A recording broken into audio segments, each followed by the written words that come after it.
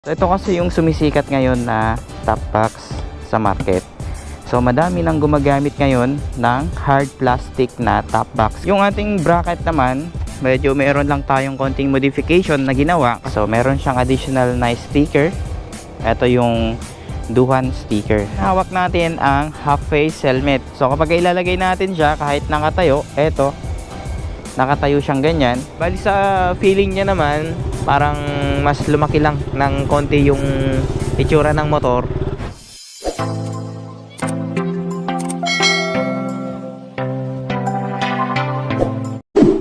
Dumating na ang ating top box na Duhan. So ito, na-install na natin sa ating motor at papakita ko sa inyo kung gaano nga ba kaganda itong Duhan na hard plastic top box. Ito yung aking top box, mayroon siyang 45 liters, so kasya ang isang helmet sa kanya. So mamaya itatry natin yung half face na helmet dito sa Duhan na 45 liters. So ngayon ipapakita ko muna sa inyo yung kanyang loob. Sa kanyang lock, ito napaka smooth kapag tatanggalin mo. So makikita natin dito sa pinakababa, meron siyang spring. Yan. Tapos sa pag-open natin, ayan, ganito siya kalalim. Makikita natin dito. So may mga gamit na nailagay tayo dito. Actually hindi ko pa natatanggal yung mga plastic na galing din sa ating top box, kasi ito yung lagayan niya. Ito yung malaking plastic. So meron siyang additional na sticker. Ito yung Duhan sticker. Ayan. Pwede kayong maglagay dito ng mga papeles nyo. Kapag ka nagbiyahe kayo, pwede rin kayo maglagay ng pera dito sa loob niya. Ayan. Meron siyang leather na foam sa loob. So pwede nyo naman siyang tanggalin. Tapos ganyan yung itsura niya. Ayan o, makikita nyo yung mga ano niya, rivets niya. Ayan o. Diyan. Tapos ito, kapag pwede nyo siyang hugasan sa loob, pwede nyo siyang hugasan. Tapos tatanggalin nyo ito. Tapos kapag ibabalik nyo rin. Ayan. So ngayon naman, itatry natin yung half face na helmet. So ngayon hawak natin ang half face helmet. So kapag ilalagay natin siya kahit nakatayo, eto, nakatayo siyang ganyan, makikita natin na malalim pa. Ayan o.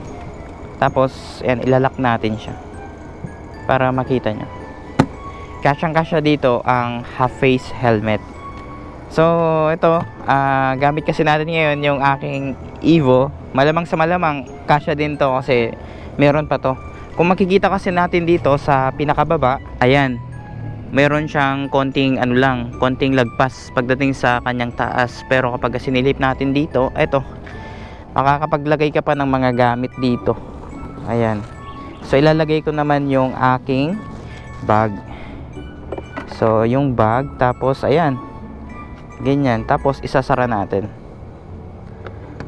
Tapos ilock natin. Ito yung pipindutin nyo. Pagka pinindot nyo yan, ayan, tapos lock. Ayan. So ganyan, kasyang kasya. Ayan o, diba? So ito kasi yung sumisikat ngayon na top box sa market.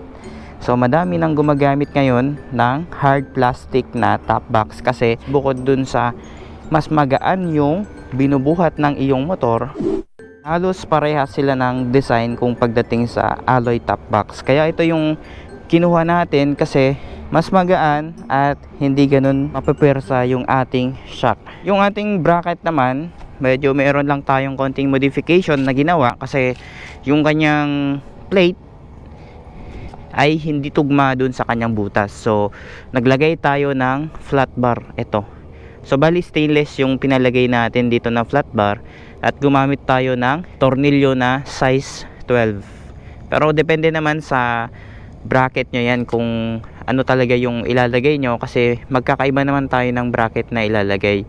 So bali ito kasi yung bracket natin, in order din natin to sa online. Kung ganito yung bracket na nabili nyo sa inyong motor, dapat ang unahin yung ilagay etong mga nandito sa loob. Ayan. Tapos eto, kasi kapag inuna nyo yung paglalagay o ibubuo nyo siya na ilalagay kaagad, hindi nyo matansya dito sa pinakaloob nya, kasi magkaiba kasi yung tornilyo nito dito. Medyo maluwang kasi yung space nito compared dito na masikip lang. And wag nyo munang higpitan kapag nailagay nyo. Dapat ang ilas nyong higpitan itong mga tornilyo dito sa labas. Alright? I-try naman natin siyang i-ride ngayon para makita nyo yung actual naman na gagawin nating ride test sa kanya na naka-top box tayo. So ilalagay ko yung mga gamit natin para medyo may konting pabigat sa loob. So nga pala mga ka-Phantom, ang pinaka maximum na load nitong top box natin ay 10 kilos. So kapag 10 kilos, yung maximum naman na takbo natin doon ay nasa 120 km per hour. Kapag lumagpas tayo doon, pwedeng bumigay ang ating top box. Alright, tara, try naman natin kapag nakasakay tayo sa ating motor.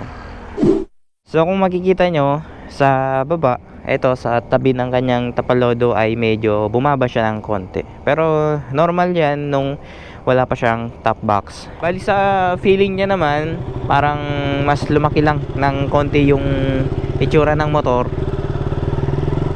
Tetest natin. So bali pagdating sa kanyang handling, hindi naman nagbago. Okay pa rin yung yung handling niya, hindi siya malikot. Pero saka natin matatry yan kapag nagbiyahe na tayo ng long ride. Kasi ang sabi ng iba, kapag may top box daw sila, magalaw daw yung kanilang manubela. Pero yun ay naka-alloy top box kasi sila. So sa atin, naka-hard plastic tayo. So parang may sumakay lang sa atin sa ating likod. At ngayon naman, nafe-feel naman natin na maganda naman yung kanyang handling. Ayan bitawan pa natin. Di ba? So siguro yung nailagay nilang bracket sa kanilang motor ay yun yung alloy top box, kaya medyo may kabigatan.